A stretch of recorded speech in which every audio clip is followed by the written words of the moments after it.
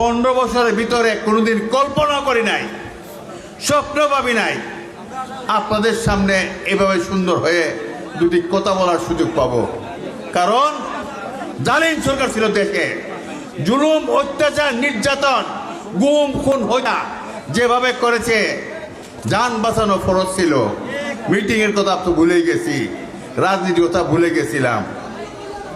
কিন্তু 5 আগস্টের ছাত্র জনতা আন্দোলনের পরিপ্রেক্ষিতে উনি কোথায় দেশ ছেড়ে পলায়ন করেছেন, আমরা কোথায়, আমার নেত্রী কোথায়, বেগম খালেদা জিয়া, যাকে মিথ্যা মামলা দিয়ে অন্ধকার কারাগারে রেখেছিল, উনি এখন আল্লাহ দিলে দেশ পরিচালনার দায়িত্বে আছেন।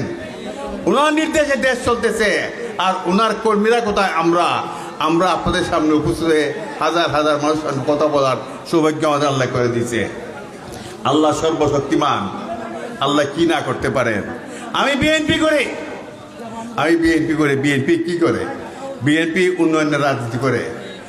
বিএনপি গণমানুষের দল, মানুষের সুখ শান্তি, চিন্তা, অভাব, অভিযোগ সমস্যা নিয়ে চিন্তা করে। বিএনপি ঘরে বসে রাজনীতি করে না। অভাব অভিযোগ যা আছে সেগুলো সচক্ষে দেখে কীভাবে সমাধান করা যায় সেইভাবে আমরা চিন্তা করি। বিএনপির প্রতিষ্ঠাতা হল শহীদ প্রেসিডেন্ট জিয়াউর রহমান সাহেব। এই জিয়াউর রহমান সাহেব দেশের উন্নয়নের জন্য কী করেছিলেন? খাদ্য বৃদ্ধি করার জন্য খাল খনন করেছিলেন। গ্রামে বিচার করার জন্য উনি গ্রাম সরকার করেছিলেন। পল্লী বিদ্যুৎ করেছিলেন বিদ্যুতের ঘাটতি পূরণ করার জন্য। বহুদলীয় গণতন্ত্র প্রতিষ্ঠা করার জন্য উনি সব দলকে অ্যালাউ করেছিলেন, আওয়ামী লীগ সহ সবাইকে বলছেন রাজনীতি করার অধিকার দিয়েছিলেন। আর এই সেইটার হিসাবে তারপরে জিয়া রহমান সাহেবের পর বেগম খালেদা জিয়া হাল ধরলেন দলের। উনি অনেক নির্যাতিত হইলেন শেষ বয়সে।